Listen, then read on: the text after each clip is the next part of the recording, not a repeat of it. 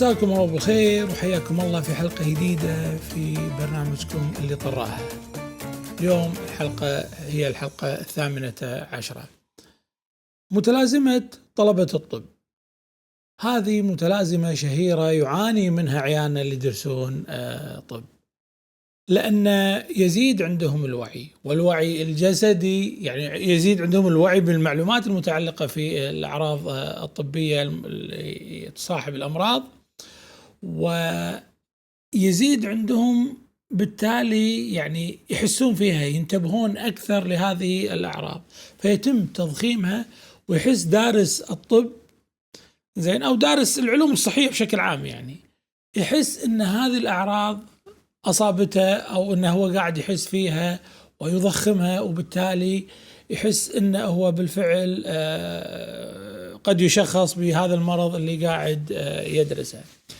طبعا هذه يعني لحسن الحظ أنها هي مع خبرة هذا الطالب ومع تقدمه في المجال العلمي تلاقي هذه الأعراض تخف، لأنه يعني يكون الملكة الإكلينيكية، الحس الإكلينيكي للتفرقة بين ما هو وهم يعني نابع من زيادة الإدراك وبين والوعي طبعا، وبين ما هو بالفعل مرض حقيقي.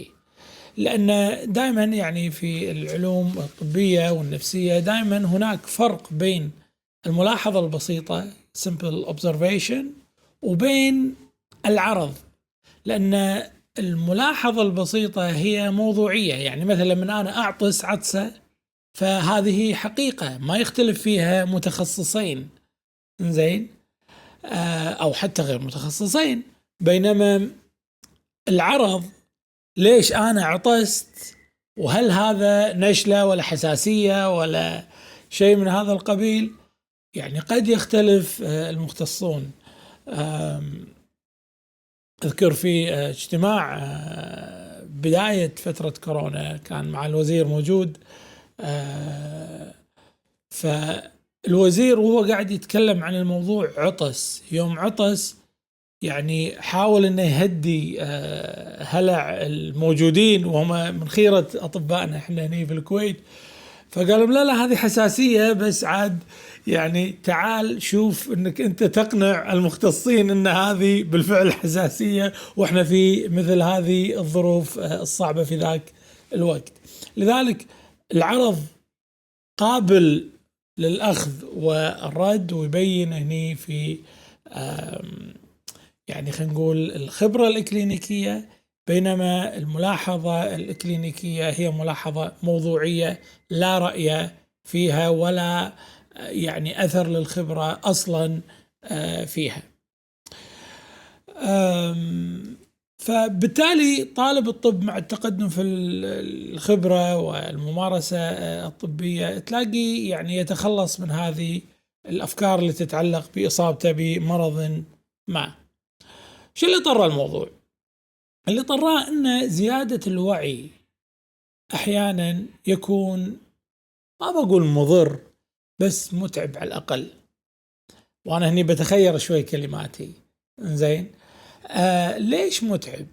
لأنه يوجه فكرك، وإذا توجه فكرك يتوجه جسدك، السنسيشن، القدرة على أنك أنت يعني تحس في الأشياء باتجاه تفكيرك، وهذا راح يولد عندك يعني أدلة زين جسدية على وجود يعني فكرة متحيزة موجودة في مخك، نتجت عن علمك، نتجت عن وعيك، نتجت عن إدراكك زين. وهذه يعني دائما الشاعر يقول ذو العلم يشقى في النعيم بعقله وأخو الشقاوة في الجهالة ينعم.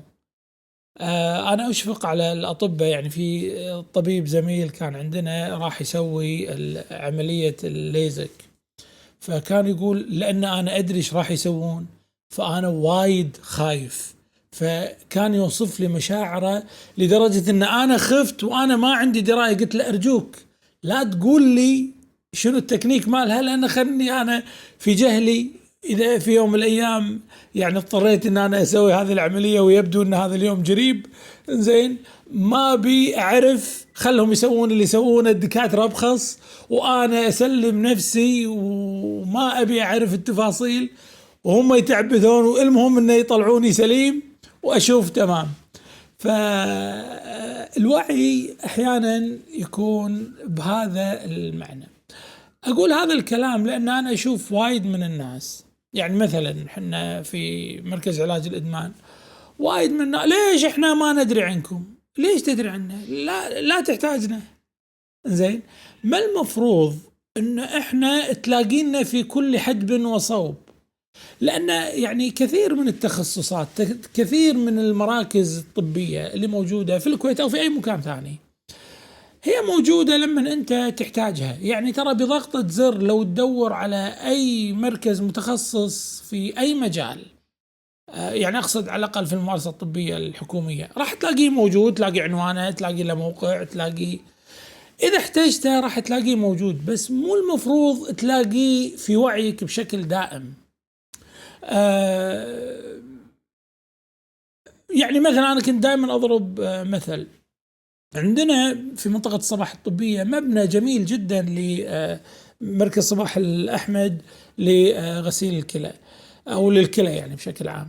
مركز جميل على البحر، مرتب، كثير من الناس لا يعلمون هو وينه، بس أهل الحاجة، الناس اللي تعاني من مشاكل الكلى وكذا، يدرون في أن هذا المكان موجود، وفي خيرة المتخصصين وأفضل الخدمات الحكومية المجانية هناك.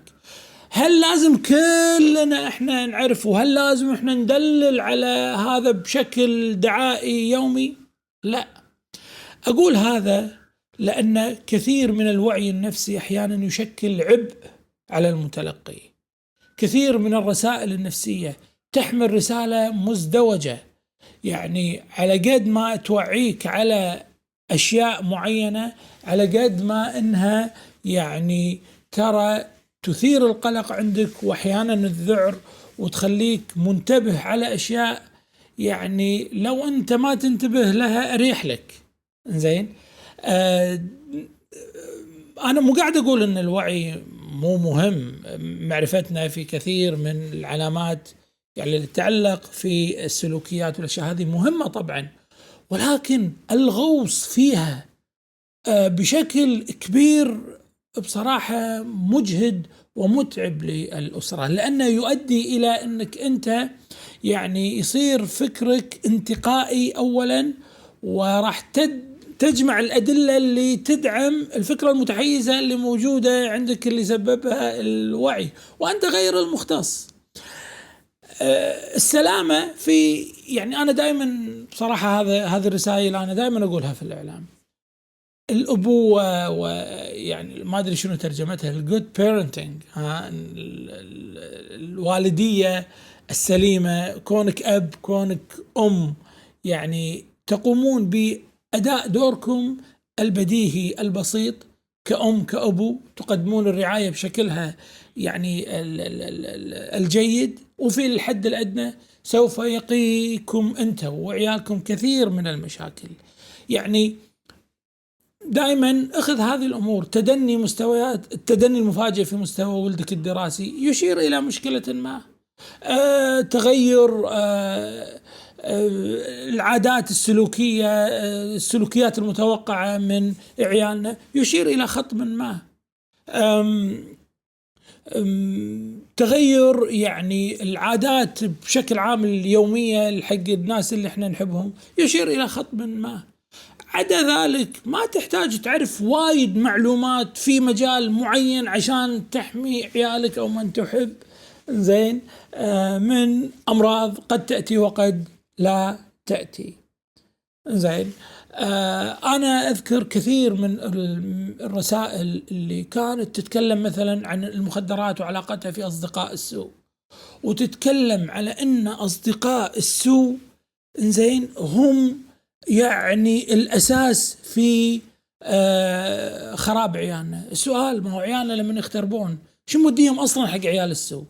يعني عيال السوء مو شو اسمه يظهرون بحياتك بهذه الطريقة، ترى الناس اللي احنا نصنفهم سيئين زين، وهذه يعني انا اعتقد علامة مو وايد حلوة، لكن اللي انت تصنفهم كذي، السؤال ليش انت رايح لهم؟ ليش قاعد عندهم؟ ترى ما راح تخطئهم. انا اتذكر في المدرسة كان عندنا وايد ناس مشاغبين دائما مكانهم ورا، وايد ناس كانوا يدخنون ينحاشون من المدرسة، ترى اماكنهم معروفة. اغلب الشباب اللي كانوا موجودين، اللي شطار، اللي ما لهم في هالاشياء، يتجنبون هذول الناس.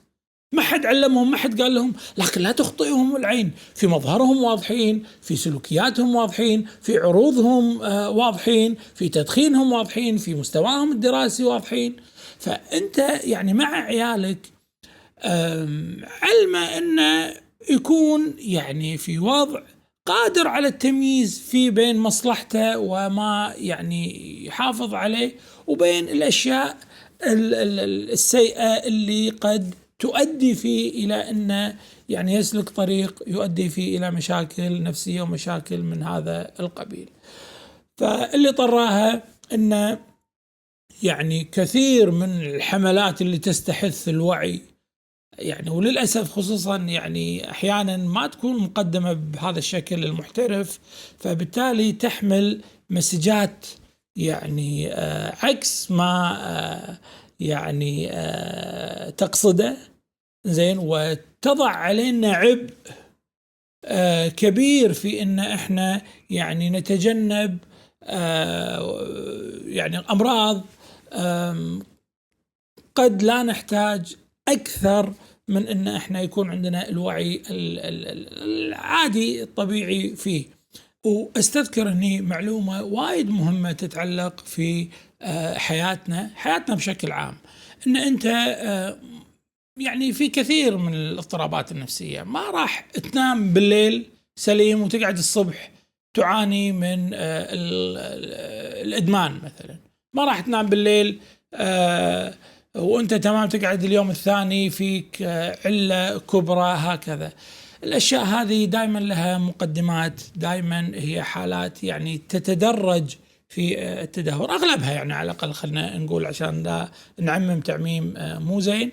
وبالتالي يعني إذا أنت كنت يعني ترعى ناس أو في ناس حوالينك، أغلب هذه الأمور سيتم ملاحظتها، وراح يكون هناك يعني إذا أنت ما لاحظتها الناس اللي حوالينك راح تبدأ تلاحظها، وراح يكون هناك على الأقل وقت كافي زين أنك أنت تبدأ تتصرف وتبدأ تتلاحق عمرك.